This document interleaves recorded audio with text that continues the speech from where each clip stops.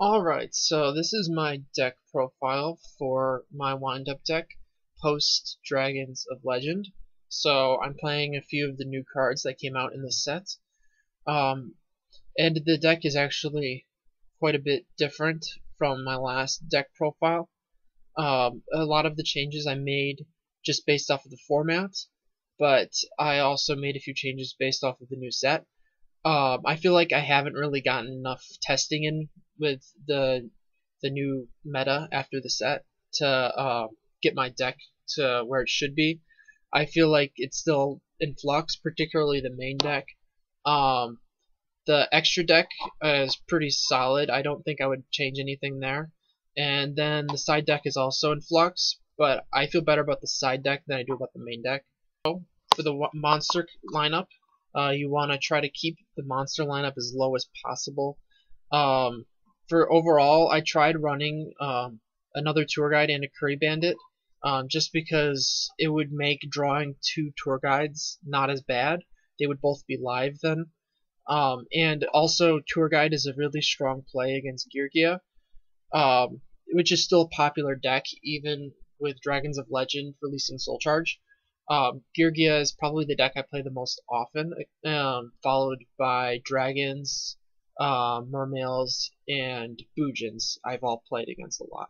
So, Tour Guide is good to have against that. But when I was playing 16 monsters plus Soul Charge, that was just too much monsters, because Soul Charge is almost like a monster, more than a spell, because all it does is bring a monster onto the field. So it was just too many monsters, and I was drawing monster-heavy hands, which are not good. You don't want to have too many monsters in your hand. Ideally, you want to have, say, 2 monsters in your hand. That's a good number to shoot for. If you have 0 monsters, that's also not ideal, because you can't make any plays without any of your monsters. And it's the worst is when you just have all monsters. It's hard to if you can make big plays with your windups. If you have all monsters and you can just blow out your opponent, so that can work for you. But you won't be able to stop your opponent's plays at all. So you have to make a big push before they can. So the monsters I'm running the 11 windups. No explanation needed. I'm running 2 tour guide because rank 3s are really good right now, especially Alucard. People don't like tour guide. They think you should only play tour guide if you can go into Zen Mighty, because Zen Mighty is awesome in this deck. And while I agree that Zen Mighty is awesome, these are pretty good themselves, and you're already running them because your windups go into level 3 more easily than any other level, mostly because Rat is a 3. So it makes sense to play a 1-card Exceed Summon, in my opinion. The only time Tour Guide is ever bad, actually, is when you happen to draw both of them, which does happen, and that just sucks. There's not much you can do about that. And then I'm playing 1 Thunder King. Thunder King is just really good this format. I've won multiple games just by summoning Thunder King and then supporting him with traps.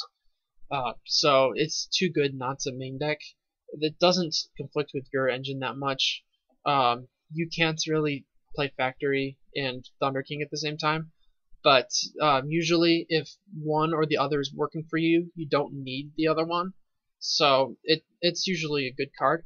Thunder King is a strong enough card that I don't want to move it to the side deck. If I did move it to the side deck, then I would have room to play another Tour Guide and a Curry Bandit in the main deck, because I would then be playing 15 monsters. I like playing either 14 or 15 monsters in windups. When you get to 16, that's alright. 17's pushing it, though. And then if you get to be too little, 13's okay, but 12, again, is pushing it.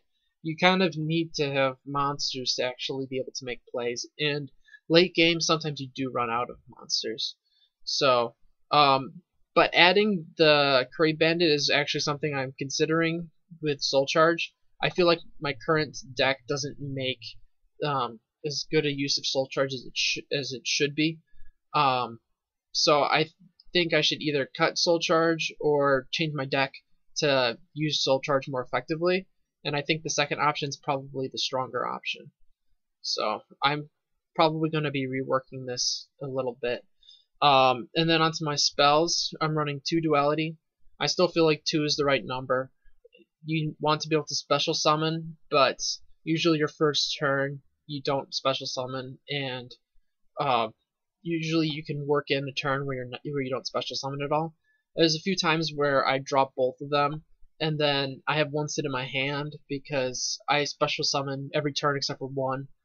That's happened to me before.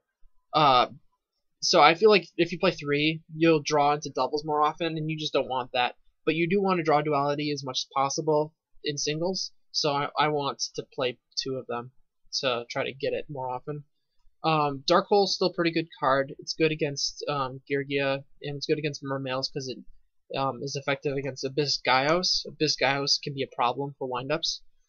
So it's a good card. This is definitely a card I could move to the side deck to make room in my main deck, though. And then Book of Moon is one of the best traps you can play. It's essentially a trap card, but you can also just use it in so many different ways. Like once I had a Thunder King trapped by a Fiendish Chain, so I flipped him face down, then flipped him back face up to make him free of the Fiendish Chain. So there's lots of different ways you can use Book of Moon. It's no way I would ever consider cutting that at this point. And then 3 Mystical Space Typhoons. You really need all 3. They're good against everything. I can't actually think of any deck they're bad against except for like frogs. They're bad against frogs. Even decks like Lightsworn will usually play a few traps that you can use them against, even if they're not that great in that matchup. And usually decks that don't play traps aren't as good, and you can beat them easier anyways. And this is particularly good against the decks that give windups trouble, like Harpies, for example. Harpies can be problematic with their field spell, and this handles their field spell. And you're playing 3 Factory. You always play 3 Factory. It's the best card in the deck. And then I'm playing 2 Soul Charge. I'm not sure how I feel about Soul Charge in windups right now. I've won games just because I had Soul Charge. There was one game where my opponent used Soul Charge to go into a shooting Quasar Dragon, and he had to pay 4,000 life points to do that. And then I responded by making a Silent Honor Arc, which he had to negate with his Quasar Dragon. And then I used Soul Charge to make a Volcasaurus, and then I burned him 4,000 damage for game. So there's situations like that where I've just won the game just because I had Soul Charge, and there's lots of good plays with it in the deck. You can bring back a rat to make an Exceed for 1,000 life points. You can bring back a magician and a rat and make 2 Exceeds for just 2,000 life points. You can pay 2,000 life points to bring back 2 monsters of the same level and make any Exceed monster. You can bring back like 2 sharks and go for a Volcasaurus or a Tyrus for just 2,000 life points. And Volcasaurus is particularly good because you don't need to attack with him to destroy a monster and do damage. So the no battle phase clause doesn't actually make much of a difference. I've even used it to bring back Thunder King when I was playing against a deck that I needed to stop from searching. So it can be a really good card. The problem is there are a lot of times when it's just dead. You need to have monsters in the grave for you to even be able to use it, and then you also need to have enough life points to be able to use it. And a lot of times you don't get monsters in your grave until late game when you're already low on life points, in which case you can't really use it. And when you draw multiples of it, it's especially dead, because usually you will not have life points to pay for 2 of them. So I'm not sure how I feel about it right now. I don't like cards that can be dead, even if they're really powerful when they work. For example, I used to not play Pot of Avarice in this deck, but even when you could, just because it wasn't good unless you already had 5 monsters in your grave, in which case you're probably already winning with windups, or it's too late in the game and it doesn't even matter. So I'm not really sure how I feel. It's like Magician, Rat, Factory, and Soul Charge are all power cards that need something else to make them work. So with these 3, you need a shark, a warrior, or a rabbit to make them work. Soul Charge, you need any monster in your grave, but usually you won't have monsters in your grave until you get the Shark, Warrior, or Rabbit. So the deck's really reliant on drawing one of those 7 monsters to just get it rolling. So Soul Charge is just another card that you can draw a brick hand with if you end up drawing only Magician, Rat, Factory, and Soul Charge to start. There's just not much you can do. The best you can probably try to do is if you have multiple rats, you can try to set one, let it die, and then bring back the first one with the second one, which isn't really the best play. You want to try to be getting the most out of your rats. So I am considering, like I said earlier, reworking the deck to try to make Soul Charge live easier. I think the best way to do that would be to play Curry Bandit in the deck. Curry Bandit would mill wind-up monsters to my grave to make both Soul Charge and Rats live earlier, which I think would be a good thing. And Curry Bandit will also let me dig through my deck to get to my factories easier. So I think I might try playing 2 Curry Bandit along with either 2 or 3 Tour Guide. That's just an idea though. I haven't tried that, and I would have to cut the Thunder King to make room. I have to move him to the side, and I do like him in the main. So that's just an idea for a potential build. And then for my traps, I've got the 3 obvious staples. I'm not maining Compulse because it's not terribly great against Girgia or Boojins, and it's okay against Mermails. It's good if they go for a rank 7 play or if they go for Bahamut Shark, but otherwise it's not that great against them. It is pretty good against dragons. They tend to make Xyz monsters a lot, and Synchro monsters a lot, to try to make use of the dragon rulers, so it's pretty effective against them. And then I'm playing 2 Black Horn of Heaven. It's effective against almost every deck, and it's one of the best cards you can be playing against Girgia. It's one of the only really effective things to play when they go for a Girgigant X, because it doesn't let them bring a level 3 Girgian monster back when it leaves the field, because it never actually hits the field. And it's rarely dead, even against decks where you wouldn't expect Blackhorn to be useful. Usually your opponent will be put in a tough spot at some point, and they'll have to try to go into rank 4 to do a Silent Honor Arc play or something like that.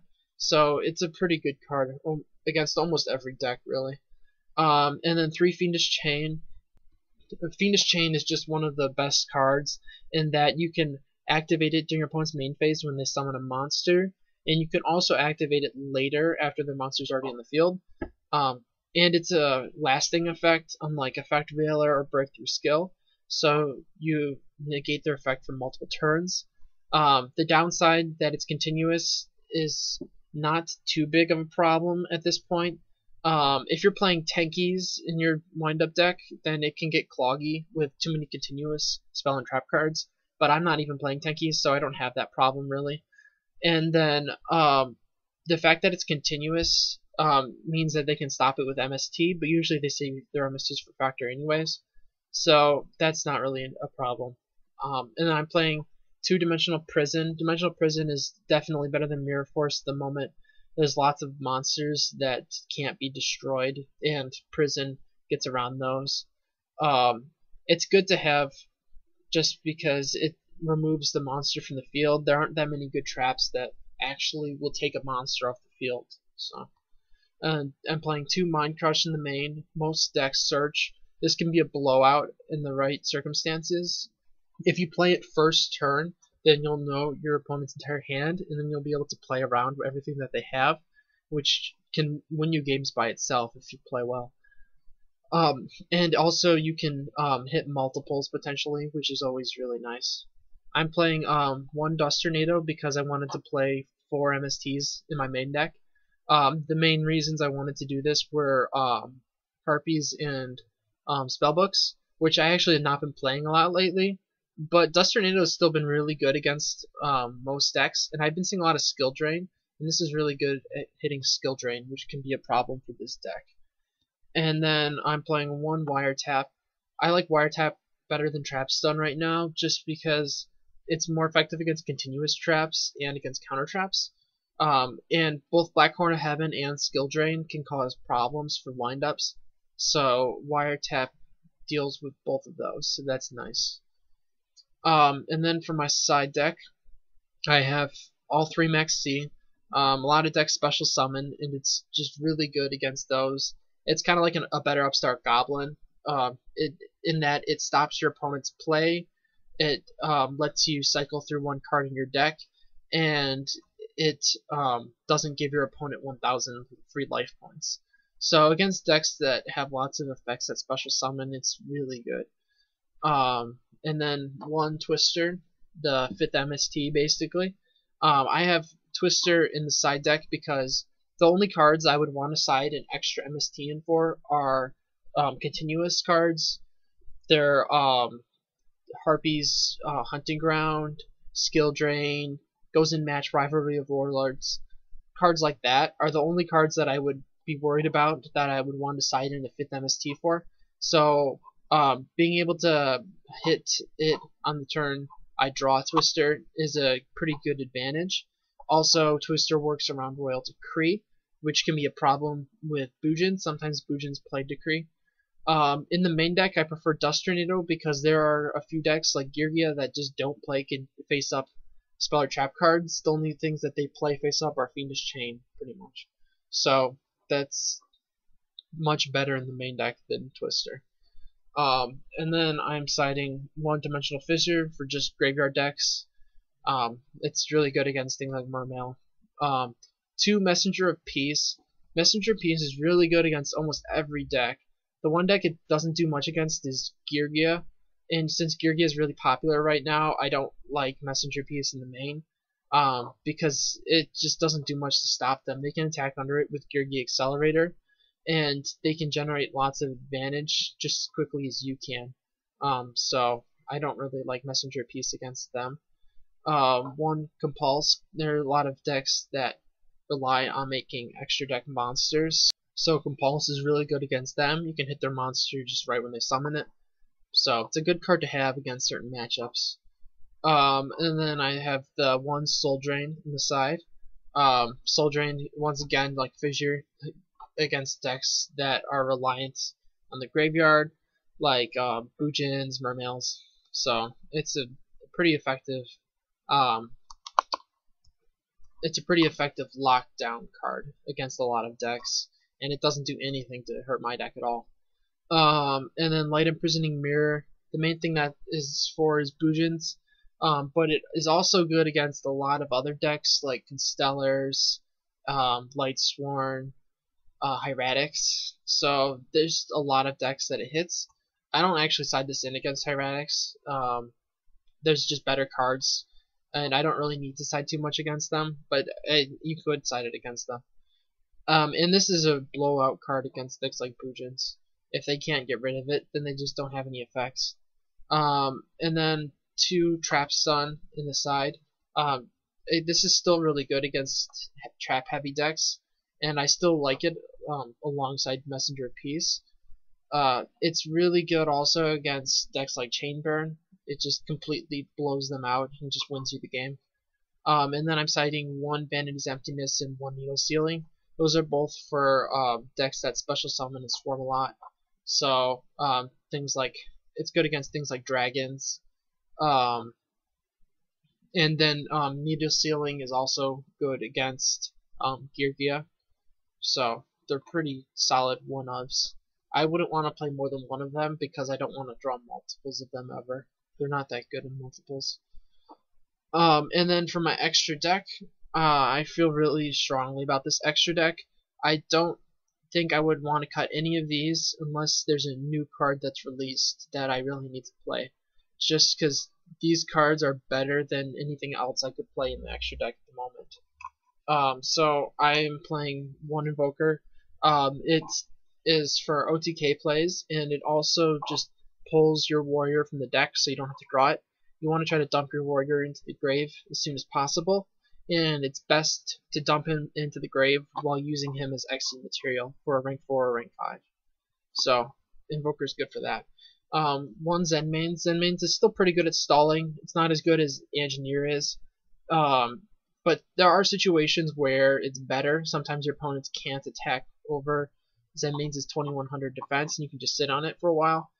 It's not as good at stalling. They can just use a Compulse or a Black Horn of Heaven against it. So it's not quite the best at that anymore. What Zenmain's does do really well is you can crash it into your opponent's monster and then destroy one card on the field during your end phase. The other rank 3 monsters available can't just destroy one face-up card on the field. So Zenmain's is really your only option for something like that. Even though it's a bit clunky, you have to wait till your end phase to destroy it. Also, the fact that Zenmain's is a windup does occasionally come in handy. You can use it to trigger Factory or Magician, or you can use it to summon a shark from your hand off of the Zenmain summon. I've even used Rat to bring back Zenmains before and get a search off of Factory, so the wind-up name does come in handy. And then one Levier for combo plays. If you draw your warrior, you can still decay by using your Levier. And then one Engineer. Engineer's really good at stalling. It's just a strong board presence. If you make a big field of monsters, usually you'll want to have an Engineer alongside like an Honor Arc and a Tyrus and something else. So your opponent will only be able to destroy one of the monsters if they actually manage to make a counterplay against you. And then 2 Alucard. Alucard is really strong right now. I summon Alucard more than anything else in my extra deck. A lot of times you'll just summon Alucard, destroy your opponent's back row, and then they won't have any defenses, and you can go for your plays. This is particularly relevant if you have rabbits on the field that have generating advantage through Factory. You can use them to make an Alucard. Alucard is also really strong against set monsters. You can take them out without flipping them face up. So this means that you can destroy Gearky armors without letting your opponent get the effect. Also, if you're playing 2 Alucard, you can cycle them back into the deck. So when Alucard is sent to the graveyard, you can target one other Ghost Trick monster and add it to your hand. So what you do is, when the second Alucard is destroyed, you target the first Alucard with his effect, and then the first Alucard will go back to your extra deck, and then you can summon another Alucard. I've actually summoned 4 Alucards in one game before, just because they can cycle themselves back in. It's really nice. And then I'm playing 1 Acid Golem. Acid Golem is surprisingly useful. There are a lot of games I just would not have won if I didn't play Acid Golem. Being able to go into a 3000 attack monster is really useful, and he's also really great under Skill Drain. It's one of the only plays that the deck has under Skill Drain. Being able to put out a 3000 attack monster is a problem for your opponent if they don't have something like a Leo or a Star Eater that can attack over it. And then for my rank 4s, I'm playing 1 Papilloperative for switching my Rat to attack mode. It's needed for some of the OTK plays. I'm playing 1 Honor Arc because it's just it's possibly the strongest Exceed monster at the moment. Being able to take one of your opponent's monsters and then being resistant to destruction once is really good. I a lot of times will just summon Silent Honor Arc to have a monster that can be destroyed twice without leaving the field. So it's a really good card. 1 Direwolf. Direwolf is really good at comboing with Rabbit. You can target Rabbit in one of your opponent's cards and then chain Rabbit. Rabbit won't be destroyed, but your opponent's card still will be. So you can destroy 2 cards for free with Direwolf like this. You can also use it to destroy a used up rat and destroy one of your opponent's cards. So there's lots of plays you can do with Direwolf in the deck. And then 2 Abyss Dweller, because there are certain decks that Abyss Dweller just wins against. A lot of times they won't be able to take out the second one after they manage to take out the first one. So it's a really strong play that can usually just win you the game by itself.